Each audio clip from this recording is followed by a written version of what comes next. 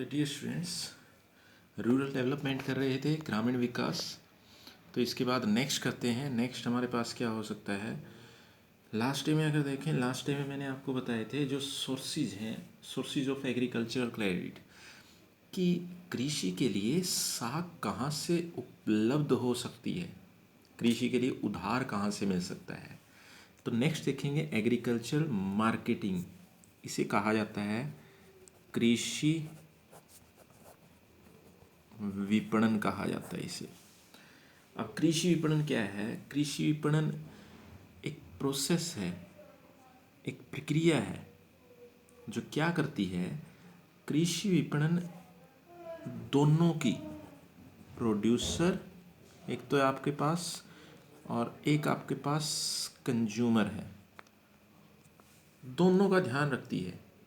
Consumer जो use करेगा agriculture के आइटम को, प्रोड्यूसर जो एग्रीकल्चर की आइटम का प्रोडक्शन करता है। प्रोड्यूसर जैसे आपके पास प्रोड्यूसर कौन हो सकता है? प्रोड्यूसर नॉर्मली आपका फार्मर ही होता है। और कंज्यूमर कोई भी हो सकता है। कंज्यूमर वो आपका फार्मर भी हो सकता है, कोई अदर पर्सन भी हो सकता है। दैट मीन्स वो पब्लिक में से कोई भी हो सकता है। तो एग्रीकल्चरल मार्केटिंग है क्या? एग्रीकल्चरल मार्केटिंग जो है आपकी वो क्या है वो देखते हैं। एग्रीकल्चरल मार्केटिंग में क्या है कि कृषि विपणन, इसके अंदर क्या है, जो फार्मर है, फार्मर को एक ऐसा सिस्टम देना है जिससे जो फार्मर है, जो प्रोड्यूसर है, उसकी आइटम यहाँ तक पहुँच जाए इजीली। किस तक? फाइनल कंज्यूमर तक। यानी एग्रीकल्चरल मार्केटिंग, जो एग्रीकल्चरल गुड्स हैं उनको फाइनल कंज्यूमर तक पहुंचाना है। कृषि विपणन कृषि की सभी वस्तुओं को अंतिम उपभोक्ता तक, जो उसे प्रयोग करेगा, उन तक पहुंचाना है। अब इसके अंदर कुछ आइटम्स आती हैं एग्रीकल्चर मार्केटिंग के अंदर, जैसे जैसे स्टोरेज, जैसे ट्रांसपोर्टेशन। अब जैसे स्टोरेज है, स्टोरेज में क्या कह रहे हैं ये, कि स्टोरेज है कि जब तक आप अच्छी तरह स्टोर करके नहीं रखेंगे एग्रीकल्चर के आइटम्स को, वो ख़राब होने का उनका डर है, वो ख़राब हो जाएंगी।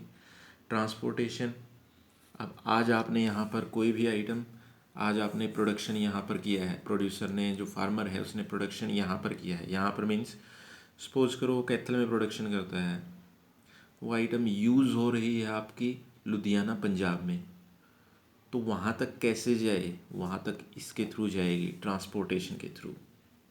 कोई आइटम है, उसका प्रोडक्शन आज हो चुका है, आज होने के बाद उसको यूज़ करना है दिसंबर में, तो दिसंबर में यूज़ कब होगा उसका? जब उसको स्टोर कर लिया जाएगा। यानी फाइनल कंज्यूमर, प्रोड्यूसर ने तो प्रोडक्शन कर दिया है, प्रोड्यूसर का काम तो ख़त्म हो जाता है, लेकिन जो फाइनल कंज्यूमर है उसको कंज्यूम कब करेगा? वो दिसंबर में करेगा। अब दिसंबर तक, दिसंबर में उसको फाइनल कंज्यूमर को कब मिलेगी? जब हम एग्रीकल्चरल मार्केटिंग के अंदर, यानी मार्केटिंग के अंदर ये एक्टिविटी करेंगे, स्टोर करके रखेंगे उसको अच्छी तरह से।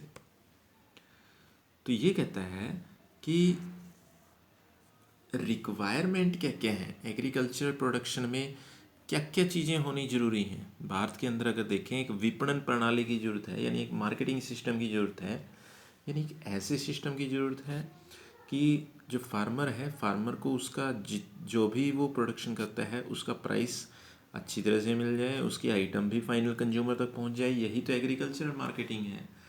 तो एग्रीकल्चरल मार्केटिंग में मेन रिक्वायरमेंट हैं क्या क्या आपकी? पहली, जो प्रोड्यूसर प्रोडक्शन करता है उसका उसे मैक्सिमम प्राइस मिल जाए। सेकंड, उसके उसके ऊपर जो एक्सपेंसेस हैं वो लोअर हों, यानी लो एक्सपेंसेस हों, बहुत कम खर्च हो, तभी तो उसे बचत होगी। अब ऐसा ना हो कि मैक्सिमम प्राइस तो उसे मिल जाए और उसका खर्चा, इसके ऊपर जो एक्सपेंसेस हैं, एक्सपेंसेस बहुत ज़्यादा हों, फिर उसे कोई बेनिफिट ही नहीं मिलेगा।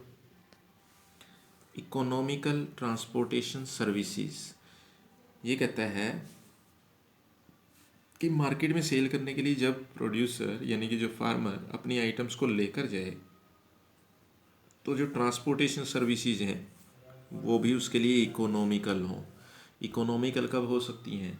जब जो मार्केट है उसके लिए नियर बाई में आ जाए, बहुत नज़दीक हो, कोई मिडल मैन ना हो बीच में। क्योंकि मिडल मैन क्या करते हैं, मिडल मैन उसको उसका पूरा प्राइस नहीं मिलने देते, वो अपनी ब्रोकरेज बीच में खा जाते हैं, और ब्रोकरेज की वजह से जो फार्मर को एक्चुअल अमाउंट मिलना चाहिए वो कभी भी नहीं मिल पाता है।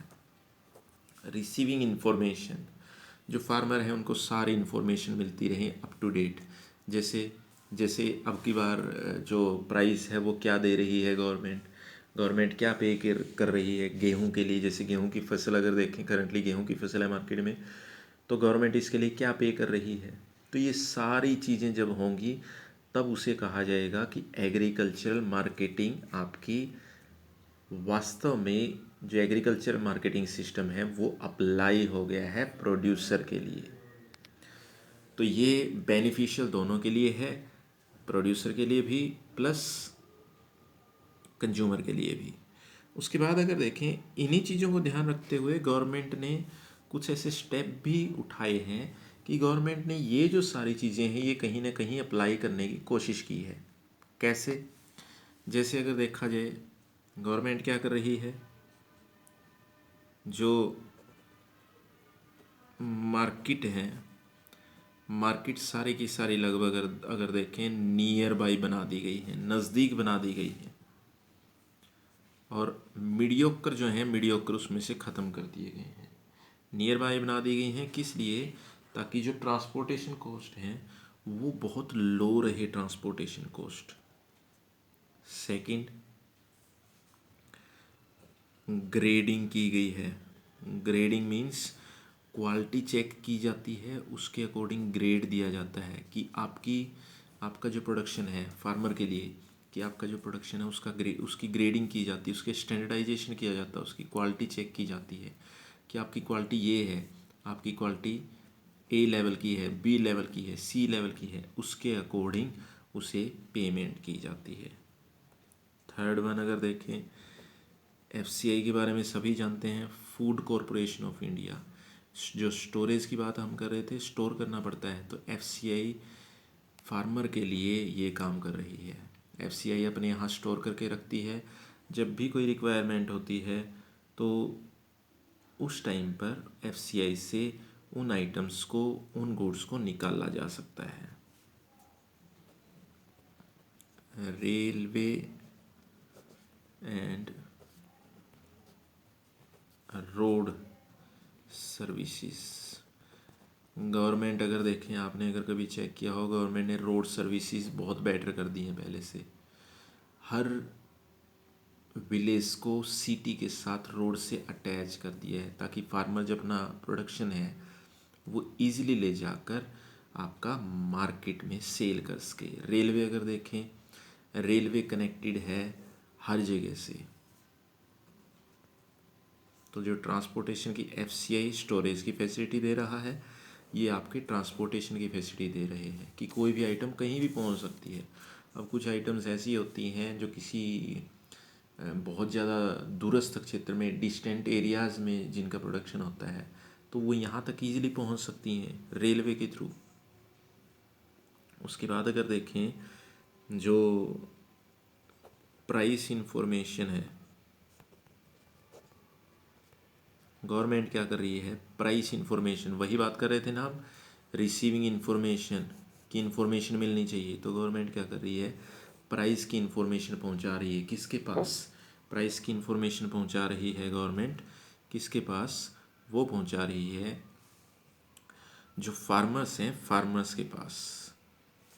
न्यूज़पेपर में भी अनाउंस किया जाता है, बाकायदा टीवी में भी अनाउंसमेंट होती है कि जो गवर्नमेंट है, गवर्नमेंट ने इस बार ये प्राइस इस आइटम के लिए, इस कमोडिटी के लिए फ़िक्स किया है।